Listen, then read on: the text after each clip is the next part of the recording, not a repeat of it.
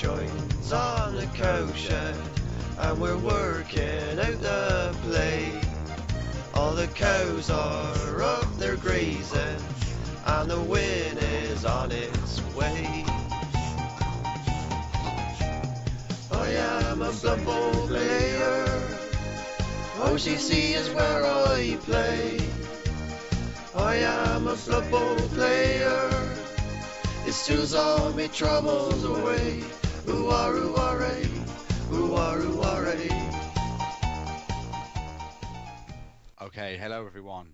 Good evening and welcome to the brand new OCC podcast, coming to you live from the fair town of Bristol in the West Country with me, Ethelred, and my esteemed host and colleague, BK. BK, are you there? I'm here. Hello, guys. Good evening. So, what we want to do today is go through last season. We've got a very great guest coming up.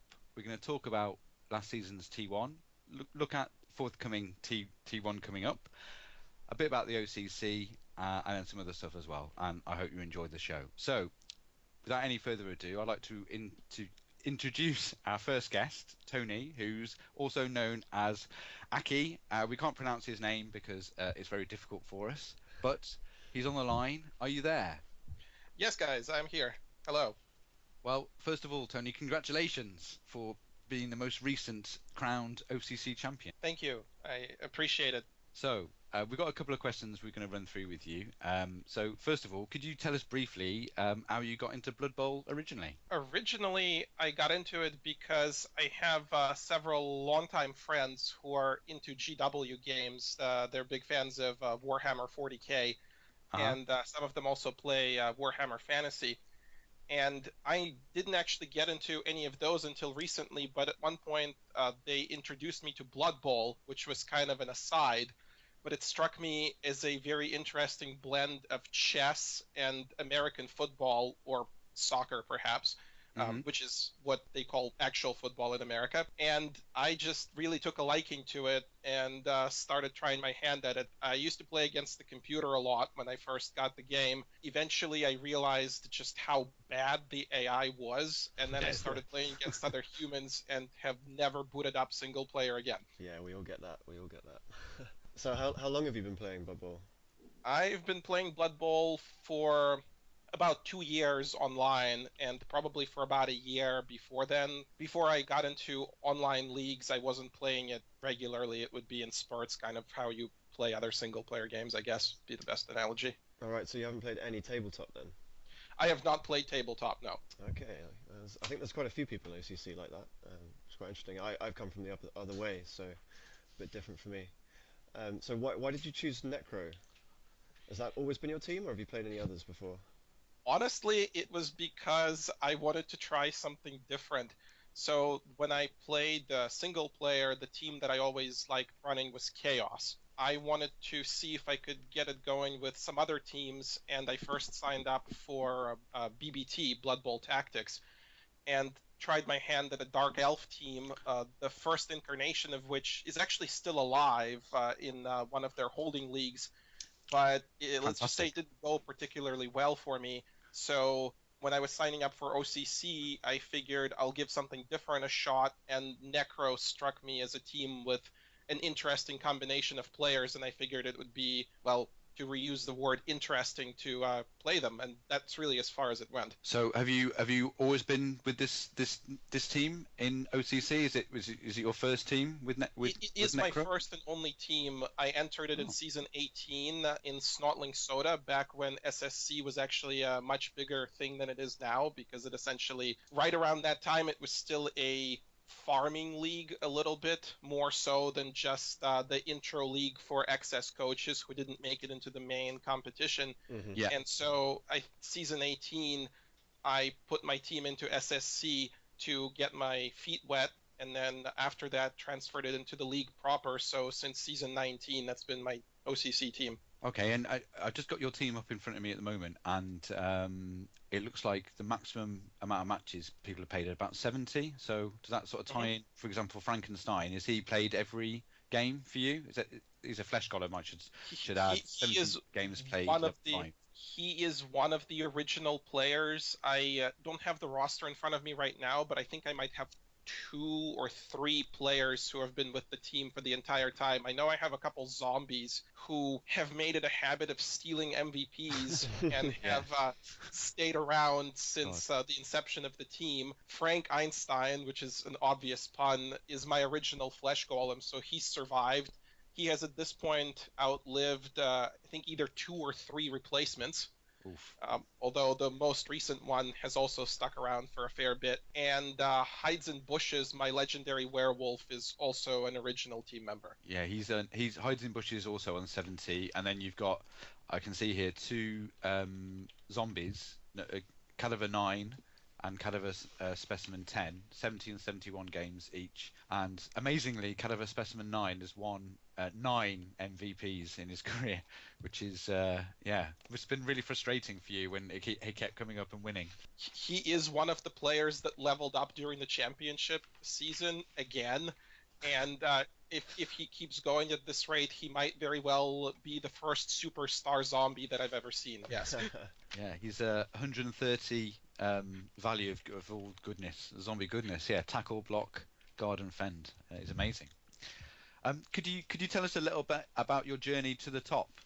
Is any particular highlights on your way to Tier 1 at all? I guess were you promoted every season? So it's kind of interesting because when I first joined the league, I realized just how big of a competition it is, and that it will take a large amount of luck and dedication to even qualify for Tier 1. So actually my goal when I joined all along was to just try going to Tier 1, because I've been reading and following a bunch of people that have been there at various times, like Dreamy and Errant Saint and Hawka, and I could go on naming coaches that I like and enjoy following. So I thought it would be really cool to play against them one day. Essentially, every season where I finished the season, I got promoted by 1 tier.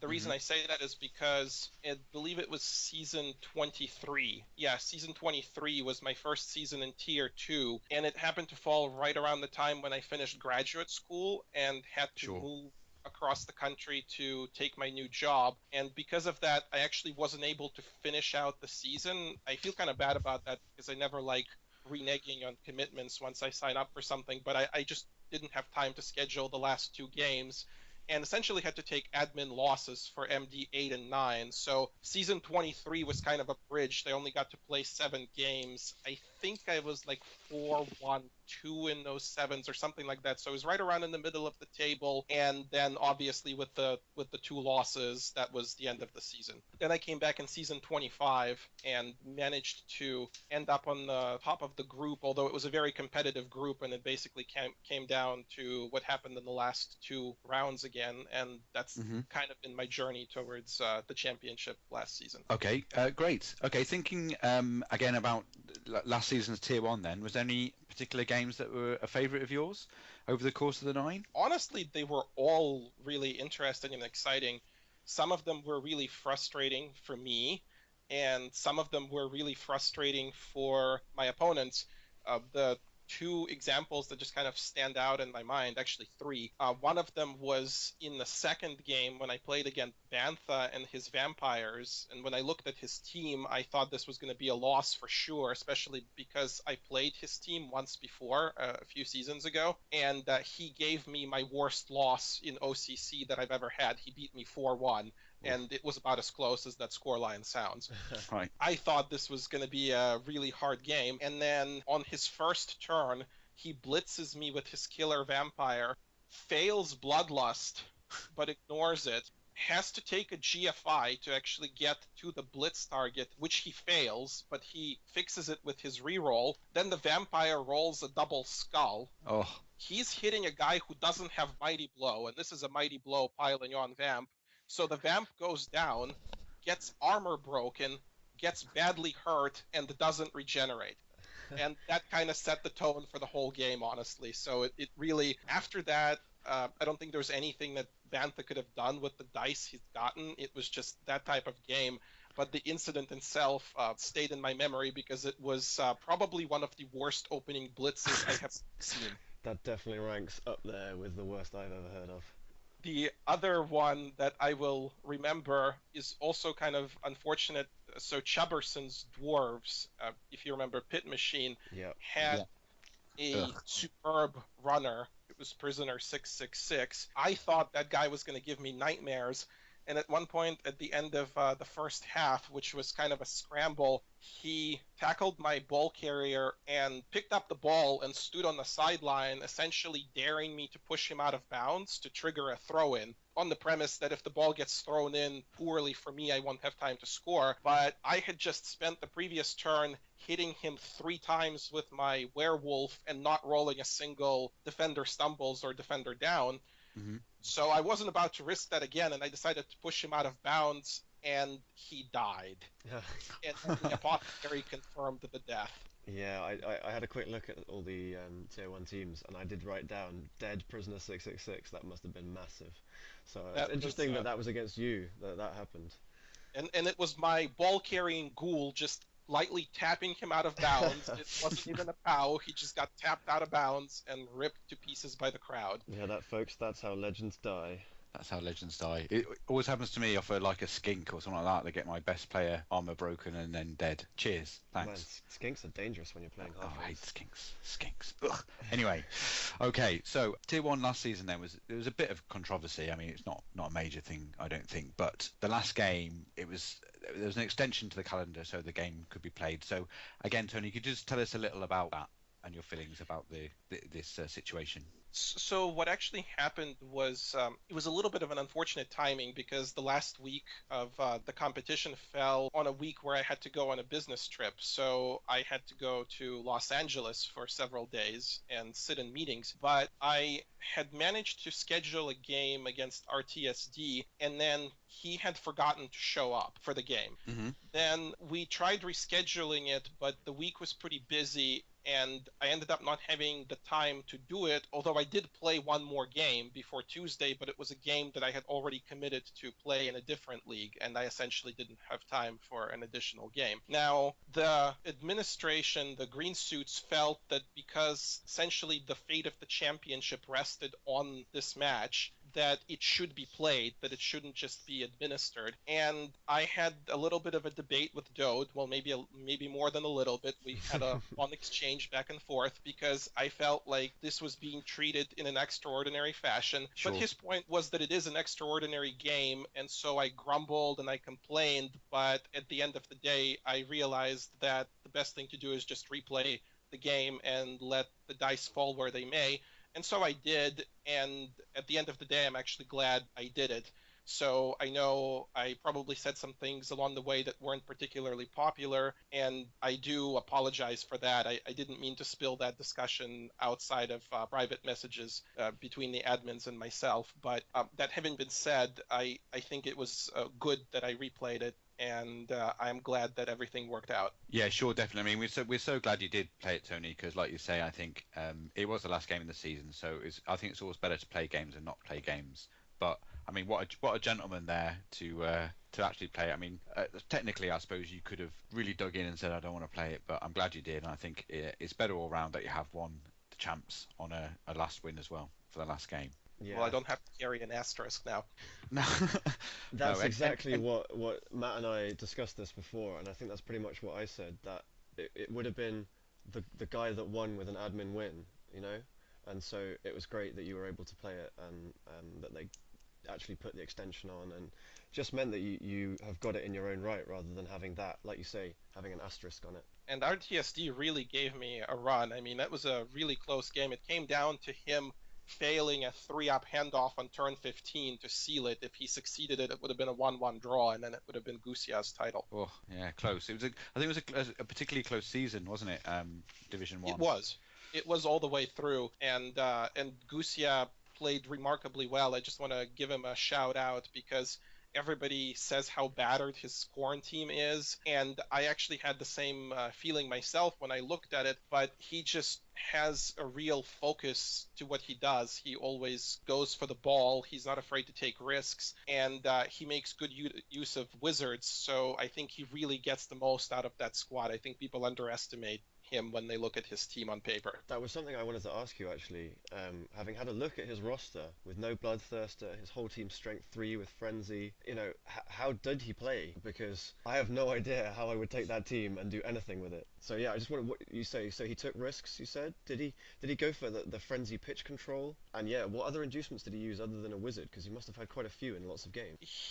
I watched some of his replays, and he has used a wizard, and he actually likes using extra apothecaries to mitigate attrition. Yeah. Plus, he doesn't have a Bloodthirster, which at first may seem counterintuitive, but actually a Bloodthirster is a bit like a Minotaur because it has wild animal. Mm-hmm. It's really hard to relocate him unless you're using your Blitz move for the turn to get him to go where he is, or unless somebody leaves a player next to the Bloodthirster. So, and if they do, then odds are you might be moving him where they want you to move the Bloodthirster, not where you want him to go. Yeah. So that's actually a TV trimming move, in my opinion. And then he uses his killer pretty well, although at times a bit fearlessly. So the one thing that he will do is that he will just go in and go for the cast, and sometimes it'll get his killer into a position where he will get gang fouled. In fact, I removed his killer in that game either 2 or 3 times, and he just kept coming back like a bad habit,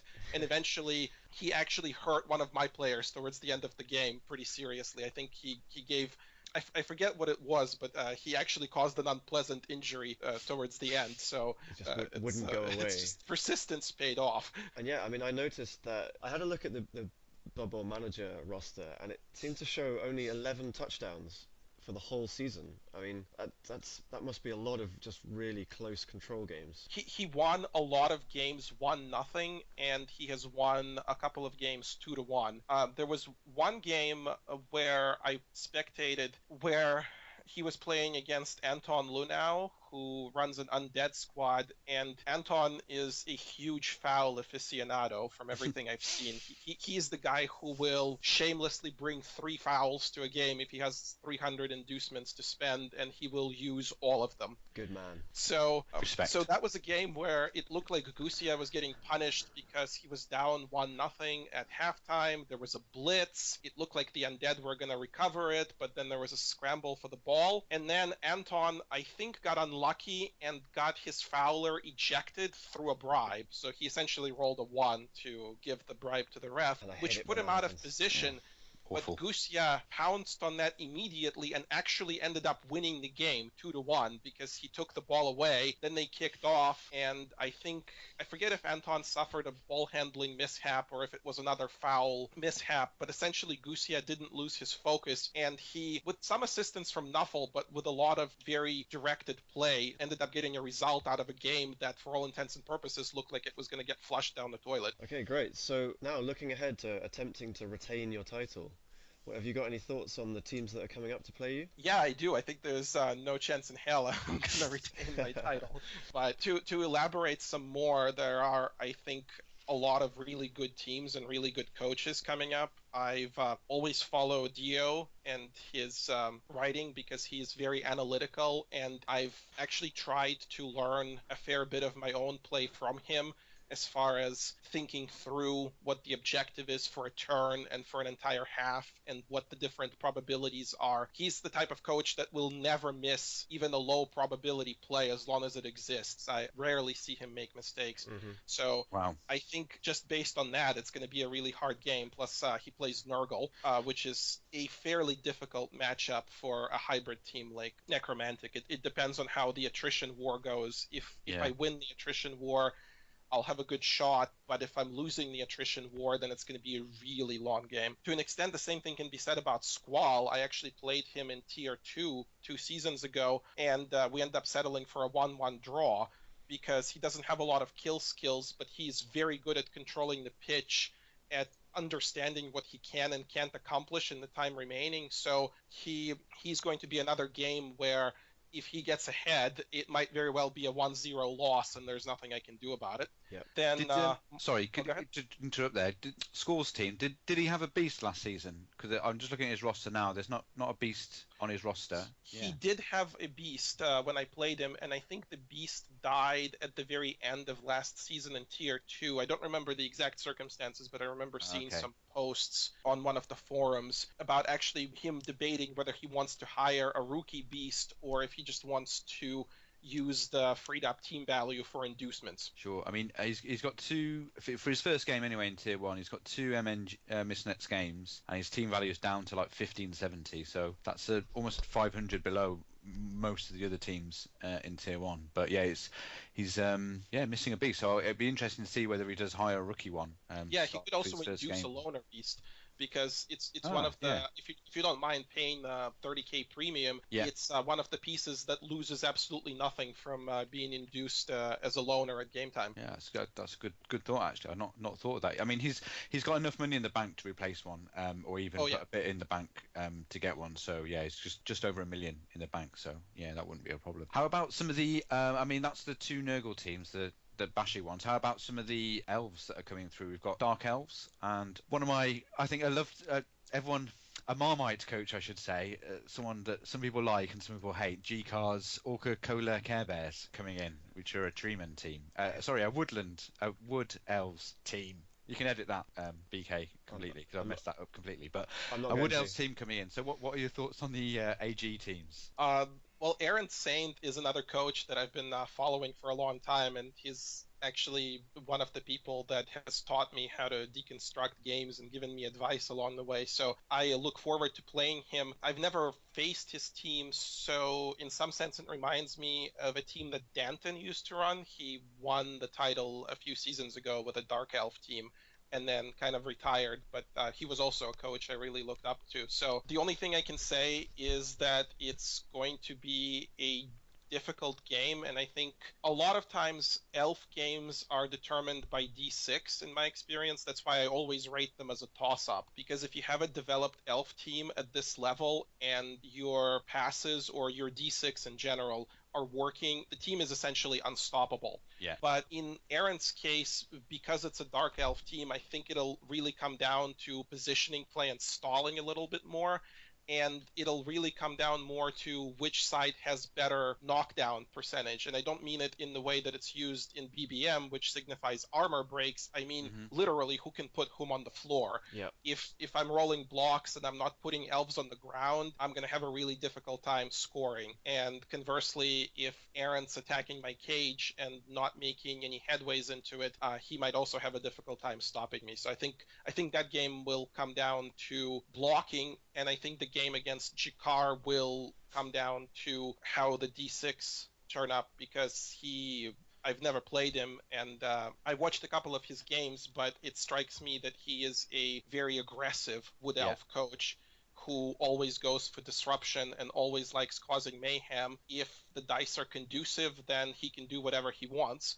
And if he starts failing some of his attempts at disruption, then it'll become interesting. Yeah, I my big claim to fame for this season is that I beat G-Car all the way back in 4D a couple of seasons ago. So I think it works. If he wins Tier 1, then I'm a better coach than him. I think that's how it works, isn't it? Because I've beaten him once. So I think that's how it works, isn't it? So, that's definitely how it works. I mean, I definitely don't want G-Car to win T1, but that's only because he killed Mars, and so I really don't like him. But you really want to play that team MD1 if you can, because it has 4 Miss Next Game players, including the Movement 9, Agility 5 catcher, and 2 of the linemen that are pretty well developed. So yeah, hope you get that one T1, MD1, all the people. I'm sorry, the catcher is really the key piece there, in my opinion, because it provides a huge one-turn touchdown threat. So that kind of changes the calculus, because you could try to go for a stall and receive and take up the entire first half. But if you didn't remove enough elves and now it's 1-1 going into the second half, you've essentially accomplished nothing. Yeah, you're sunk. I mean, quick note on his play. I mean, I'm sure he plays the same way, but he's very aggressive. Always goes for the pickup if the ball's loose. Doesn't matter about tackle zones. So, like you were saying before, if his D6 are good and on fire, and usually with elves they do tend to be, literally unstoppable. And there's nothing more frustrating than watching an elf dive through tackle zones, pick up a ball, and then run out. That's real computer through the window time. Yeah, absolutely. I found it, I hate them when they do that. But yeah, whoever gets in first has got a real advantage, I think. So how about the mirror match, Nolgum Vompe, Moncap's team? That's another match that I think is going to be really difficult because they have one of the best ball handlers in the entire division, and that includes the elf teams in the legendary werewolf. Yeah. And then the rest of the team is also quite well built. I think Crimson Sun, who did the review for Tier 1 this season, summed it up pretty nicely. He said, my wolves are geared more towards inflicting damage and attrition because of how the skills happened. You know, when I got the doubles, I ended up taking Mighty Blow. And his team is geared more towards pitch control and scoring. It'll come down to which side can impose its play style. Yeah, it's interesting to see two different types of play from the same hybrid team, both right at the top. I think that'll be a great match to watch. Yeah, definitely looking forward to that one. We'll have to look out for the scheduling for that one and record it if we don't get to see it live, because that'd be a good game, I think. Okay, is there any other teams we haven't covered? Oh, there must be. We've got. There's Loopholes Undead that we haven't touched, and I do not remember what they have currently on their roster. I think they have one really good mummy, and I think they also have a strength busted legendary ghoul who carries the ball. That's right, yeah. Is one of the few players. Yeah, he's snake in a can. Do you want me to tell you briefly what they've got? I've got the roster right in front of me here. So snake in a can is the strength busted level 7 ghoul. He's got +1 agility, block, sure hand, sidestep, fend, sure feet.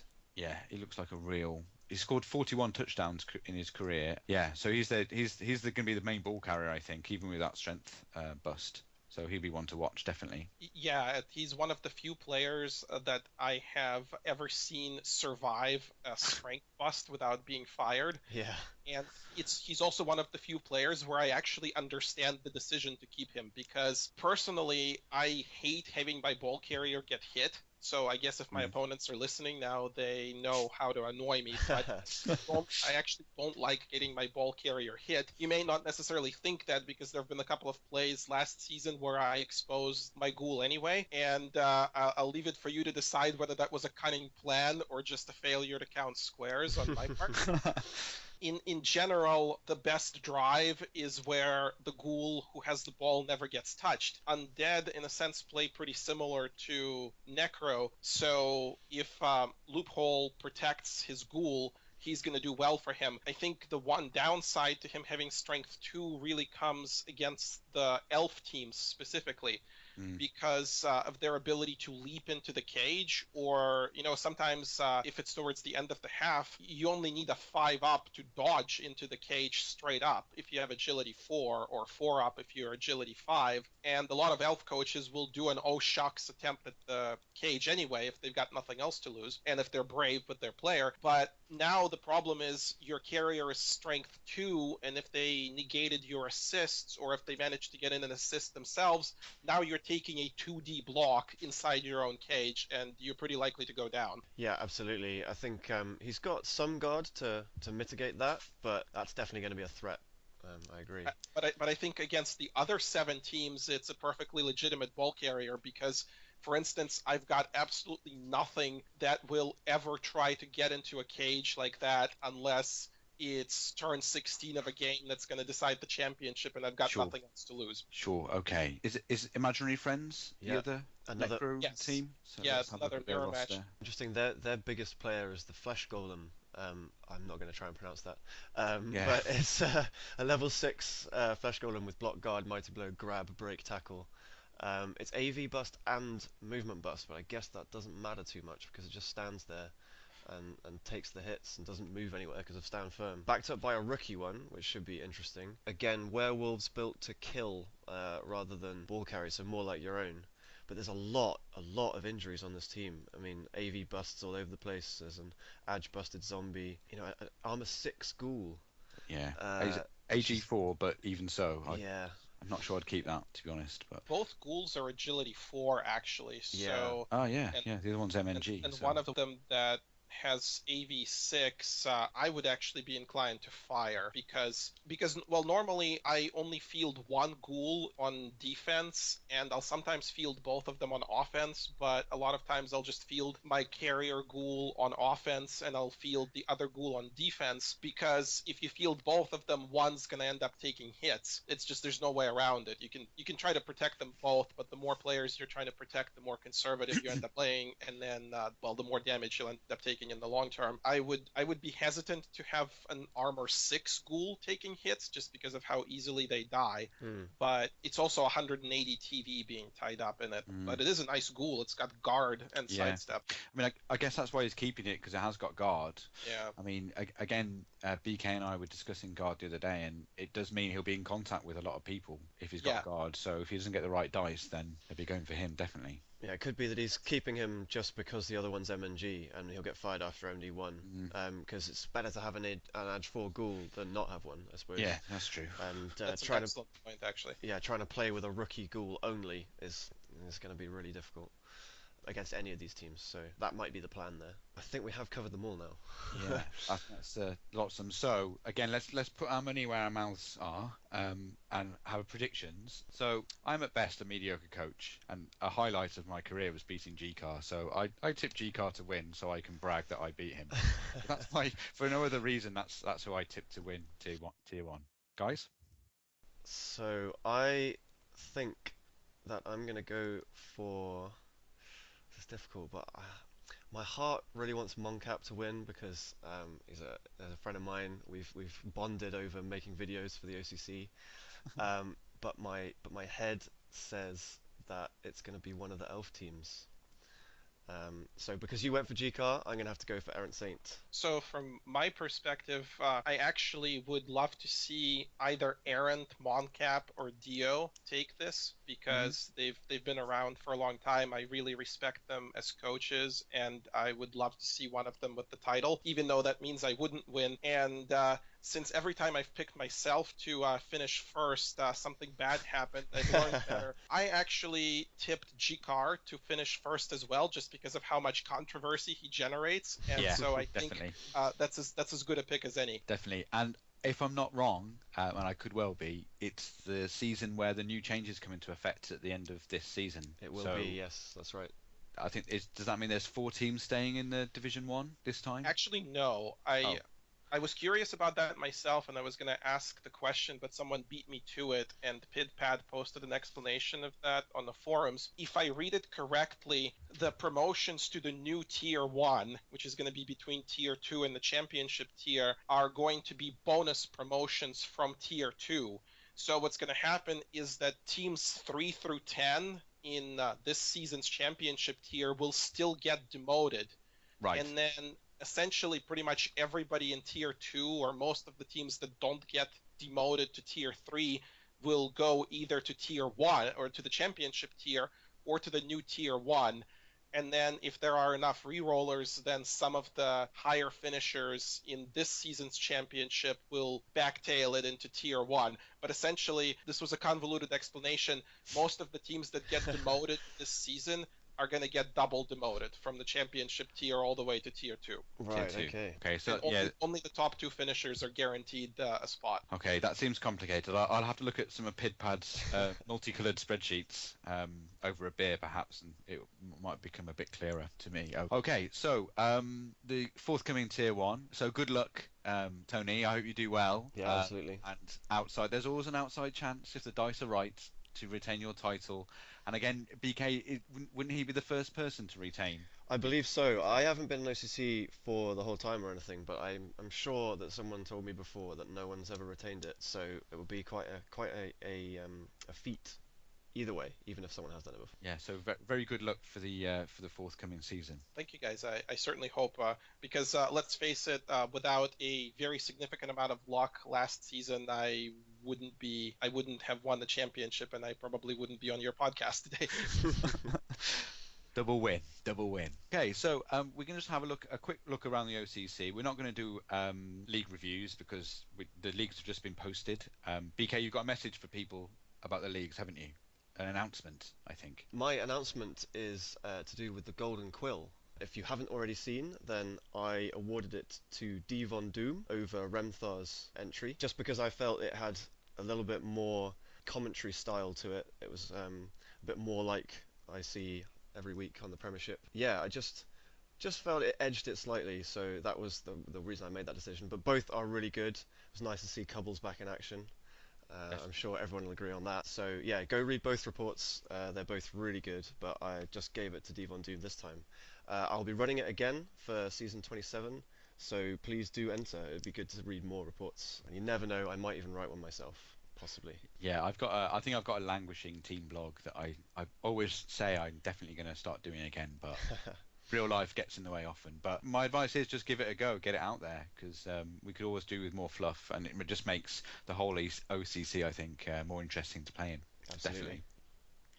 Okay, what else has started in the OCC? Well, the Stunty Cup, I think we're on match day 1 for that. Slightly different to the normal tiers in that it's a round robin competition, and then the people who win their individual leagues go up to form a sort of playoffs, and it's structured that way. It's match day 1, so not much has happened at the moment, but we'll be back to talk about how that's going a bit later when some more games have been played.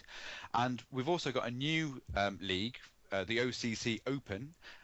This is essentially for new teams and for old Blood Bowl teams that played in the OCC to sort of retire into. You can enter rookie teams into that one, and the details are on the forum. And really, it's been designed so you can just challenge other OCC coaches. So instead of spinning in Old, which is possibly the worst league in the whole history of Blood Bowl, full of min-maxing teams, I think the worst team I played there was against Vampires, when all 6 Vampires were level 7, and they all had Pro, which is very irritating to play against. All I did the entire game is try to foul them. I didn't really try to play the game at all, but there you go. So instead of playing people like that, min-maxers, all of them, and we hate them, quitters, etc., you can play your fellow OCC coaches, either with rookie teams, or if you want to drag one of your old OCC or SCC teams out of retirement, put them in there and organise some games. So that should be good. Okay, the next new feature we want to do is just talk about Bounty Bob and players we hate most. So I'll start with Bounty Bob, and just by saying that I'm going to put lots of bounties on a team in my league this season in 3D. I'm in the dizzy heights of 3D. It's a team I can never pronounce. It's Try I Want to Go Gopolis or something like that. By I think it's HUD. That lizard team. The Yeah, lizard, that lizard team. Yeah, they did beat me on the way up, but now we're back in the same league, and they've got some dreadful skinks that I think are AG4, diving tackle, that sort of thing. So I hate skinks with a passion because they always hurt my lovely Zons with their AV7. So I'm going to put some bounties on them, and hopefully they'll die this season. I think one important thing to note is that there are a lot of bounties out there. Do go and have a look at the postings, because I mean, I'm just scrolling through, and there's pretty much every single division has got someone, if not several people. One I just wanted to highlight is, just check it's still there, but I believe I posted a bounty on the Dread Tree after he posted a bounty on my tree, Double Decker. So, you know, make that rivalry really special by killing that Dread Tree. And of course, my tree is also available, but you know, leave him alone because he's awesome. Yeah, leave my players alone. Also, they're only AV7, man. Come on, what's wrong with you, Tony? Any particular players you want to see die next season? Oh, lots, but I doubt they'll actually die. I could probably go through tier 1 and name 20 players that would make my life easier. But the truth of the matter is, when I killed Prisoner 666, I actually felt bad about it. I know that's probably an unpopular sentiment because you're supposed to greet it with cheers and screams of joy. There are two reasons for it. One is that because I actually did feel like it took away a large amount of Chubberson's development and the player that was universally recognized in the league. Although dying on the pitch is how a legend should go out.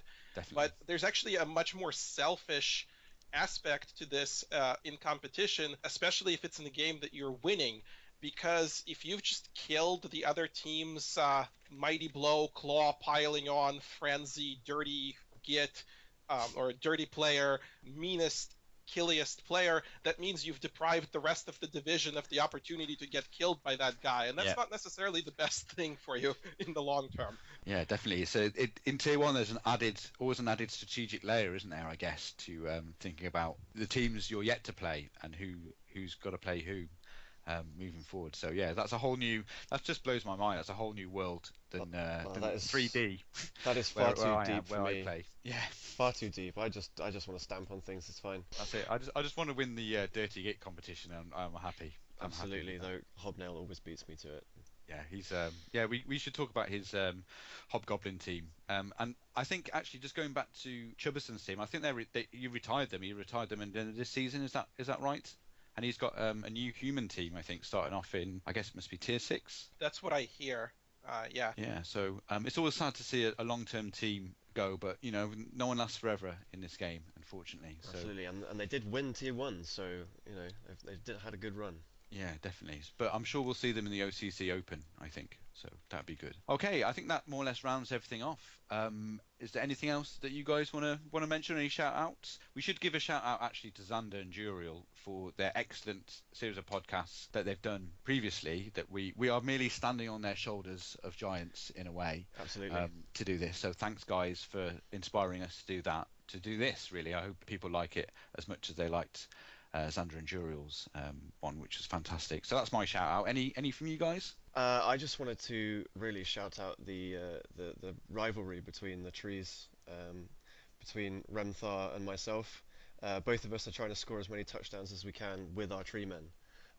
So if you play him or me, watch out for those trees just striding down the pitch. Yeah, I think you've got a movement 4. Yes, I am cheating in that I have a movement 4 tree. That's but 6 whole squares he can move with sprinting. That's absolutely. Amazing. It does make it a lot easier, but still, if people playing me could kick the ball out so that I can hand it to him without him to make a roll, that would be really good. Would you, if you got a double, would you go for sprint? Well, he's currently at 140 star player points, 146, something like that. So it would be his last skill, and it would seem appropriate, wouldn't it? Yeah. Although I am tempted by jump up if I got a double, just so that he could get up and move 4 squares. The boring choice. Oh, really? You don't think that rolling a dice to try and block for free with a tree man that's on the floor would not be cool? I think that would be awesome. A movement 7 tree, I think, would be more awesome. Yeah, okay, I'll probably give you that one. Okay. Yeah, Tony, any shout-outs? Have you given one? Yeah, I wanted to give 2 shout-outs. One of them was actually going to be to Remthar, just because I remember you guys brought him up in the Golden Quill competition, and I wanted to give him a shout-out for the excellent quality of fluff that he's been putting out, both on the Blood Bowl Tactics forums and in OCC, and I always look forward to his new installments, and it makes it more fun to read things. Definitely. And then the other shout-out I wanted to give was to Aaron Saint, just because he's somebody I've been following on the forums for a long time, and we now actually get a chance to play each other for the first time, so I hope the game lives up to expectation. Brilliant. Okay, fantastic. Well, that draws this episode to a close. Our plan is to have another one mid-season, so about match day 5, maybe 6, depending on our schedules, and do a little report about how things are going, maybe some new features that we're all thinking about, and possibly some jingles. So not only will you be able to hear us speak, but you've all heard BK sing, but maybe you'll even hear me sing, or maybe I can rope some other people in to sing. Who knows? So we'll have some more features next week, and then our final plan is to have one at the end of the season as well, although that might mix into one that we just do in an off season, depending on our schedules and so on. Thank you for listening. It's been a pleasure, and we'll speak to you next time. Bye. Bye, guys. I am a cider drinker.